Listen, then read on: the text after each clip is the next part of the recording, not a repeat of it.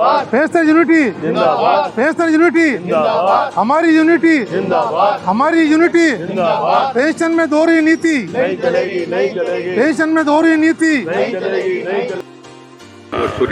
साथियों, जैसे कि 25 तारीख को लोकसभा में एक विधेयक पास हुआ है पेंशन संशोधन का, उसमें ये कहा गया है कि जो 8 पे कमीशन पे जो रेट डिसाइड होगी उससे पहले का जो पेंशन जो है उन पे हम कोई विचार नहीं करेंगे, और उसका पावर गवर्नमेंट को मिल गया एक तरह से। उस पर कोई भी संशोधन करेगा गवर्नमेंट करेगा। 8 पे कमीशन में कोई भी कुछ भी होगा तो आपको हमें उस डेट से पहले का नहीं मिलेगा। 8 पे कमीशन जिस दिन लागू होगा उसके बाद जो रिटायर होगा उनको 8 पे कमीशन का फायदा मिलेगा। उससे पहले जो रिटायर हुआ उसको नहीं हुआ। अभी तक इसमें ये चीज़ कही गई है, जो कि लोकसभा में भी पास हो गया 25 तारीख को, 27 तारीख को राज्यसभा में पास हो गया है। एक ये चीज़ हमारे लिए सबसे बड़ा घातक है, क्योंकि आने वाले समय में 10 साल में पेंशन रिवीजन होती है। 10 साल में पेंशन रिवीजन नहीं होती है, अब नहीं होगी। अब खाली आपको जो डीए बढ़ता है उस पर आश्रित होना पड़ेगा। आने वाले टाइम में वापस पे कमीशन कब आएगा कोई भरोसा नहीं है। इस सरकार से तो अभी 8 पे कमीशन का भी आशा नहीं है। इस सरकार ने 8 पे कमीशन के लिए कहा है, लेकिन अभी तक गठन नहीं हुआ है, उसका कोई चेयरमैन नहीं बना है, अभी कोई मेंबर नहीं बना है। इसी खाली एक इन्होंने अब घोषणा की है। इसका मतलब 8 पे कमीशन का आने का भी कोई चांस नहीं है। इस सरकार को कोई भरोसा नहीं है। अब इस सरकार से हम ये आशा करके बैठे थे कि हमें कुछ चीज़ मिलेगी। अच्छा है, इन्होंने 12 लाख पे इन्होंने जो टैक्स को किया है वो अच्छी बात है, लेकिन उन्होंने पीछे से छुरा घोंप दिया है कि आप पेंशन रिवीजन क्यों भी नहीं होगी। ये कौन सा एक नियम निकाला उन्होंने, जबकि इनको आर्टिकल 14 के अंदर सुप्रीम कोर्ट ने 82 में डिसीजन दिया था कि ये जो सरकार जो भी पेंशन जो है वही मौलिक अधिकार है, मौलिक अधिकार के अंदर अंतर आता है।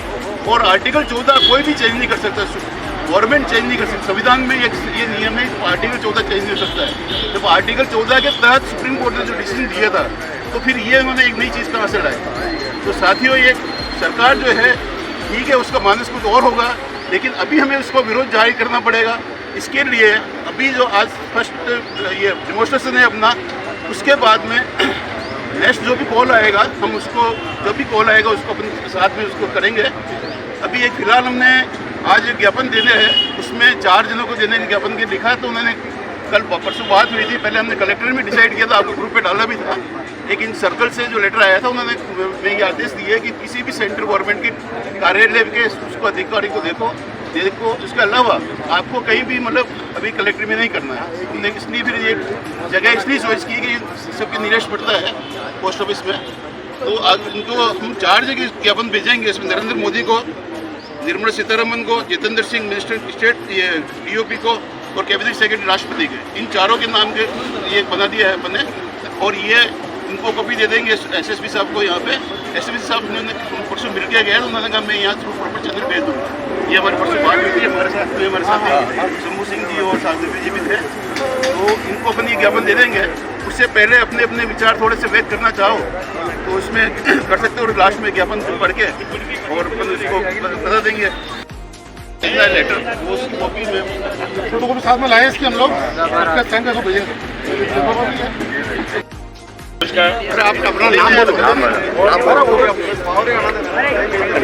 मेरा नाम लक्ष्मीलाल सिंघवी है, और मैं सभी साथियों को इस सहयोग के लिए जो एकत्रित हुए हैं इस प्रदर्शन के लिए, तो दिल से नमन करता हूँ। और अपेक्षा रखता हूँ कि आने वाले वक्त में जब भी कॉल आएगा तो इससे भी अधिक संख्या में अपन और दूसरे साथियों को भी इकट्ठा करके यहाँ लेके आएंगे और जो प्रदर्शन वाले कार्यक्रम को सफल बनाएंगे। ठीक है। कृष्ण गोपाल शागत दीदी, पोस्टल डिपार्टमेंट से रिटायर्ड हूँ।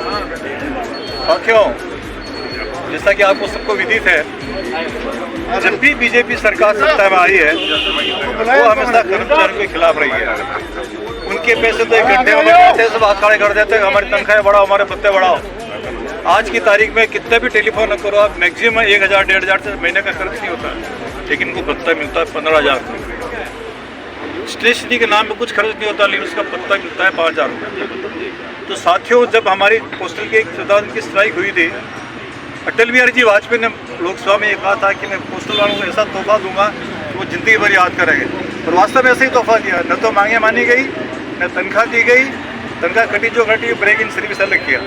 तो साथियों, इसके संबंध में मैंने अटल बिहारी वाजपेयी को एक चिट्ठी भी लिखी, जिसका कोई रिस्पॉन्स नहीं आया। तो साथियों, ये जो सरकार है बीजेपी वाली, चाहे स्टेट में हो चाहे सेंटर में हो, हमेशा कर्मचारियों के विरोध में रही है और विरोध में ही रहेगी। इनका एक ही पक्ष है, पूंजीपतियों को पूंजीपति बनाओ, गरीबों को ज़्यादा गरीब करो। कर्मचारियों से इनको कोई लेना देना नहीं है। इनके पैसे बढ़ाने तो इनके पास खजाना खुला हुआ है कर्मचारियों के लिए। ऐसा ही सब घाटा चल रहा है। ये हो गया, ये डिपार्टमेंट भी घाटे में, BSNL घाटे में, पोस्टल घाटे में, LIC बहुत बढ़िया चल रहा था, उसका भी इन्होंने IPO निकाल कर उसको भी एक तरह से अपने कब्जे में ले लिया। तो साथियों, ये सरकार की नीति जो है हमेशा कर्मचारी विरोधी रही है। और अपने को जो भी कॉल आएगा, जब भी इस संबंध में पेंशन के लिए या और भी अन्य कॉल, तो अपन को बिल्कुल मिलजुल कर डट करके उसका मुकाबला करना पड़ेगा, तभी अपना काम चलेगा। जय हिंद, जय भारत। जिंदाबाद, CGPA जिंदाबाद, CGPA जिंदाबाद, CGPA जिंदाबाद, NCCPA जिंदाबाद, NCCPA जिंदाबाद, NCCPA जिंदाबाद, इंकलाब जिंदाबाद, पेंशन संशोधन जिंदाबाद, पेंशन संशोधन करना होगा, पेंशन संशोधन पेंशन संशोधन, पेंशन कोई दान नहीं है, पेंशन कोई दान नहीं है, पेंशन कोई दान नहीं है, पेंशन कोई दान नहीं है। CGPA जिंदाबाद, CGPA जिंदाबाद, CGPA जिंदाबाद, वंदे मातरम, वंदे मातरम, वंदे मातरम। आओ गला साहब बोल रहा है। यूनिटी जिंदाबाद, हमारी यूनिटी जिंदाबाद, हमारी यूनिटी जिंदाबाद, बेस्तर साथी जिंदाबाद, बेस्तर साथी जिंदाबाद, बेस्तर साथी जिंदाबाद। सरकार की दोहरी नीति नहीं चलेगी, नहीं चलेगी, सरकार की दोहरी नीति नहीं चलेगी। बेस्तर यूनिटी जिंदाबाद, बेस्तर यूनिटी जिंदाबाद, हमारी यूनिटी जिंदाबाद, हमारी यूनिटी जिंदाबाद। पेंशन में दोहरी नीति नहीं चलेगी, नहीं चलेगी, पेंशन में दोहरी नीति, नहीं चलेगी, नहीं चलेगी, ये दोहरी नीति, नहीं चलेगी। इनकलाब जिंदाबाद, इनकलाब जिंदाबाद, हमारी यूनिटी जिंदाबाद, हमारी यूनिटी जिंदाबाद। अभी हाल ही में केंद्र सरकार ने पेंशनर्स के लिए एक विधेयक पास किया है। उसमें इन्होंने नए पेंशनर्स और जो ओल्ड पेंशनर में इन्होंने एक डिस्कशन किया है, उसमें भेदभाव किया है। इन्होंने उसको लोकसभा में पास कर दिया 25 तारीख को, तो 27 को राज्यसभा में पास कर दिया है। इसमें जो नए पेंशनर्स जो ओल्ड पेंशनर हैं उनकी भी इन्होंने भेदभाव किया है, जबकि ऐसा नहीं है। पेंशन जो डिपार्टमेंट है, हमेशा जो पेंशन आयोग आता है उसके तहत सारी चीज़ें होती है। सरकार ने सब अपने हाथ में ले लिया है और अपने तानाशाही रवैया अपना रही है। इन्होंने जो हाल ही में जो कर्मचारियों के खिलाफ जो ये काम किया है, इसके विरुद्ध में अखिल भारतीय स्तर पर हमारे जो पेंशनर्स यूनियन है उनके आह्वान पर हम लोग उदयपुर में आज प्रदर्शन कर रहे हैं। इसका पहला दिन है, इसमें सभी साथी इकट्ठे हुए हैं और आगे भी ये जारी रहेगा। सरकार को हमारी बात माननी होगी, क्योंकि इसमें कर्मचारियों के खिलाफ जिन्होंने किया है उससे आगे आने वाले समय में कर्मचारियों को हितों पर बिल्कुल कुठाराघात है। हमारी मांग यही है कि सरकार होश में आकर इसको विचार करे, इसको वापस ले, किसी लेवल पर वापस ले, इसको वापस लेकर के कर्मचारियों को जो उनका जो वो है उसको पूरा करे। और ये आगे भी चलेगा। इसके लिए हमको जो भी भूख हड़ताल है, अनशन है, वो हम करेंगे और इसमें हम कोई पीछे नहीं ठहरेंगे। धन्यवाद। जिस तरह के विधेयक लाए गए, तो क्या पेंशनर्स से पूछा नहीं गया? नहीं, इसमें आपको इन्होंने क्या मैं Anand Singh Parihar, central government pension association का जनरल सेक्रेटरी उदयपुर संभाग का हूँ। अभी भारत सरकार की तरफ से लोकसभा में भी एक विधेयक प्रस्तुत किया है वित्त मंत्रालय के द्वारा। उसमें सीधा कहा जाए तो उन्होंने पेंशन जो पे कमीशन जो बैठता है हर 10 साल में जो पे कमीशन बैठता है, उसमें पेंशन को डीलिंक कर दिया है। मैं अगर बड़े शब्दों में कुछ कहा जाए तो उसमें डीलिंक कर दिया, मतलब अब जो पेंशन रिवीजन होगा वो पेंशन कमीशन पे कमीशन नहीं करेगा। और वो जो है अपने सरकार ने अपने हाथ में ले लिया। सरकार की मर्जी पे होगा, सरकार चाहे तो बढ़ाए, चाहे घटाए, चाहे कुछ भी करे, अब सरकार की मर्जी पे होगा। जो कि पहले पे कमीशन जब भी बैठता था उसके साथ में पेंशन रिवीजन होता था। तो जितने भारत सरकार जितने पेंशनर है उनको डीलिंक कर दिया है, मतलब पेंशन रिवीजन भविष्य में कभी भी नहीं होगा। ऐसा उन्होंने लोकसभा में 25 तारीख को विधेयक पास कर लिया है। और लोकसभा में 27 में 27 तारीख को पास कर दिया है। तो एक तरह से सरकार कानून बन गया है और ये काला कानून जितने भी पेंशनर है भारत सरकार के जो एग्जिस्टिंग आज की तारीख में उनके लिए सबसे बड़ा खतरनाक है।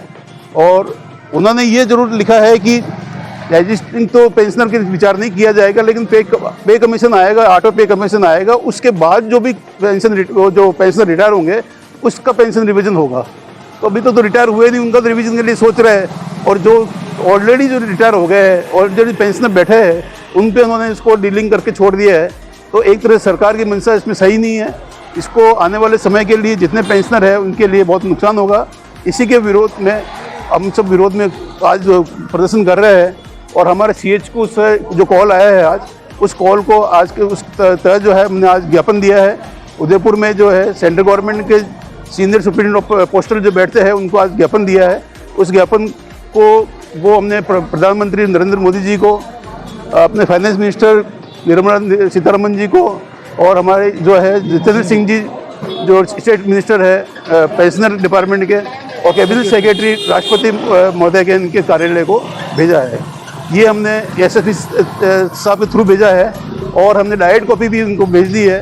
और आज जो है 3 तारीख को ऑल इंडिया में सभी जगह जितने पेंशनर है सभी आज इस विरोध में उतरे और सबने प्रदर्शन किया है। सभी जितने भी ऑल इंडिया में जितने भी हेडक्वार्टर है वहाँ पे सब ये आज प्रदर्शन हुआ है। आगे भी अगर भविष्य में कभी कोई ऐसा कॉल आएगा तो हम कॉल जरूर करेंगे, इसको प्रदर्शन जरूर करेंगे। और ये विरोध हम जब तक जारी रहेगा, जब तक कि सरकार ये काला कानून वापस नहीं ले, जब तक कि हमारी समस्या को समाधान नहीं होगा, तब तक ये आंदोलन चलता रहेगा।